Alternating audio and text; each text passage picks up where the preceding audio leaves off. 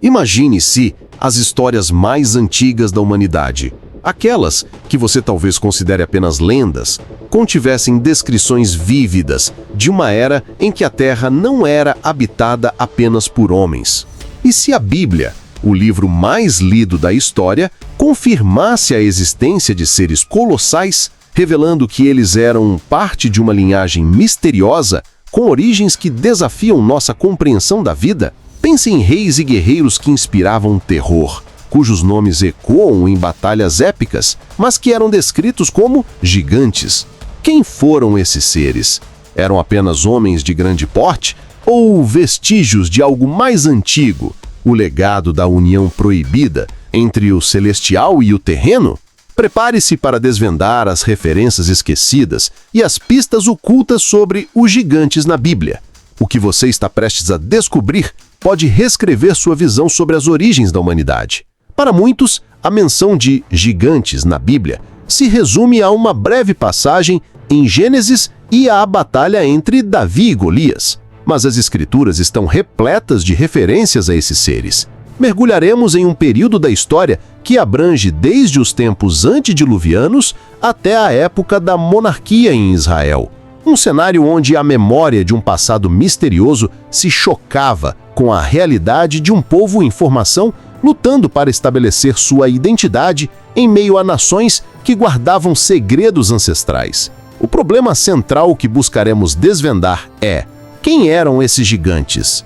Eram eles da mesma origem? Os Nefilim originais? Ou descendentes de diferentes linhagens que se manifestaram ao longo da história?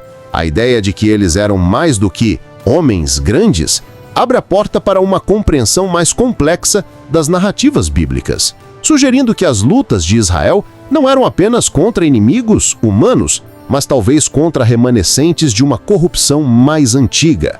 Nossa jornada nos leva primeiramente à mais antiga e enigmática menção.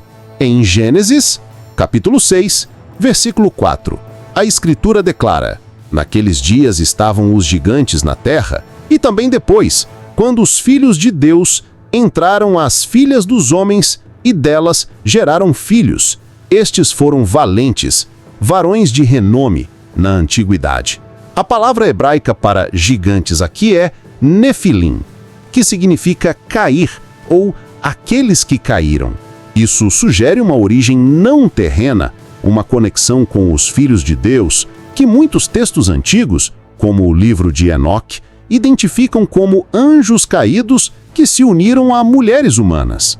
A existência desses Nefilim é apontada como uma das principais razões para o grande dilúvio. A corrupção da terra não era apenas moral, mas, segundo algumas interpretações, uma contaminação genética que ameaçava a criação de Deus. O dilúvio foi uma purificação radical para erradicar essa linhagem híbrida. Mini plot twist. No entanto, a enigmática frase "e também depois", em Gênesis 6:4, tem sido um ponto de intenso debate. Ela sugere que, apesar do cataclismo, os Nefilim, ou sua descendência, de alguma forma reapareceram. Como isso seria possível se apenas Noé e sua família sobreviveram? A Bíblia não nos deixa no escuro. Séculos depois, quando Moisés envia espias a Canaã, eles retornam com um relato aterrorizante.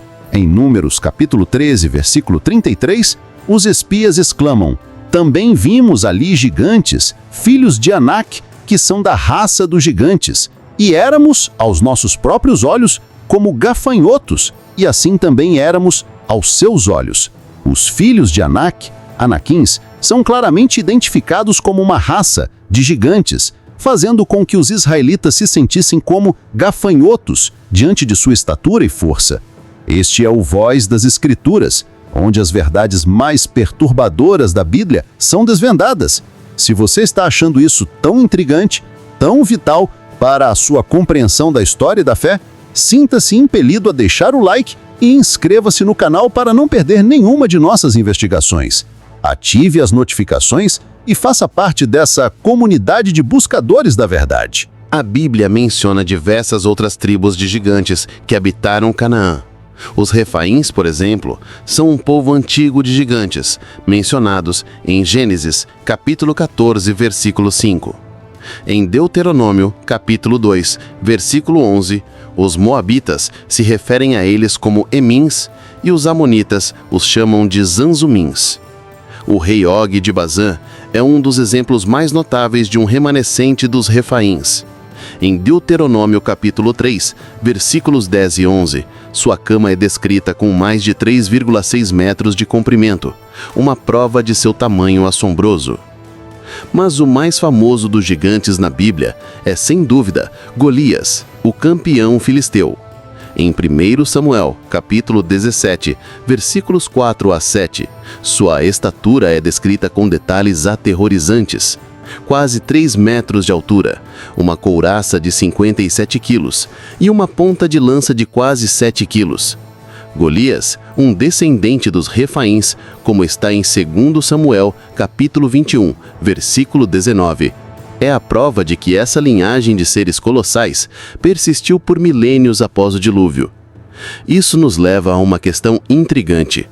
Como esses gigantes pós-diluvianos surgiram se os Nefilim originais foram erradicados?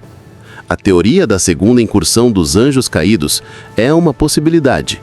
Outra interpretação é que alguns elementos genéticos dos Nefilim originais, de alguma forma, sobreviveram através dos filhos de Noé ou de suas esposas, manifestando-se em gerações futuras.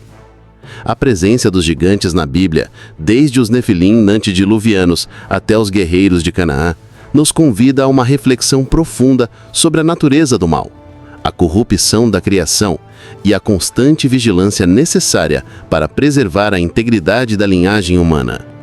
Se esses seres existiram, e se sua origem está ligada a uma intervenção celestial proibida, o que isso nos diz sobre as forças que operam no mundo?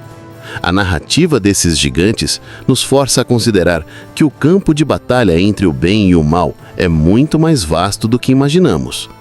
Essa história nos incita a perguntar: o que a luta do povo de Israel contra esses gigantes nos ensina sobre as batalhas espirituais que enfrentamos hoje? A vitória de Davi sobre Golias, um dos últimos e mais proeminentes desses gigantes, simboliza a vitória da fé e da obediência sobre as forças da escuridão, independentemente de sua estatura ou poder. É uma lição de que, mesmo diante de desafios aparentemente invencíveis, a força divina pode prevalecer. A verdade sobre os gigantes na Bíblia é um chamado à vigilância e ao discernimento. Os gigantes na Bíblia, figuras de um passado distante ou o registro de uma realidade que continua a ecoar em nossa existência?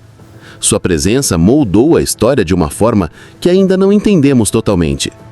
Qual é a sua interpretação sobre a verdadeira natureza desses seres e o impacto de sua existência em nosso mundo hoje? Deixe seu comentário e junte-se à discussão. Sua perspectiva é crucial para o Voz das Escrituras continuar desvendando esses mistérios. Se essa narrativa te deixou ainda mais intrigado, então você não pode parar por aqui. No Voz das Escrituras, somos impulsionados pela busca incessante da verdade que está escondida. Se você ainda não deixou seu like, este é o momento. Inscreva-se no canal agora mesmo e ative o sininho das notificações para não perder nada do que está por vir. E por falar em eventos de proporções bíblicas, há uma história que persiste através dos milênios, a de um dilúvio universal e de uma arca construída por um homem em obediência divina. Mas será que essa arca é apenas uma narrativa de fé? Ou existem evidências da Arca de Noé que desafiam a ciência e a arqueologia moderna? No nosso próximo vídeo, vamos explorar os mistérios e as descobertas que podem provar a existência do maior navio já construído e o evento que redefiniu a história da humanidade.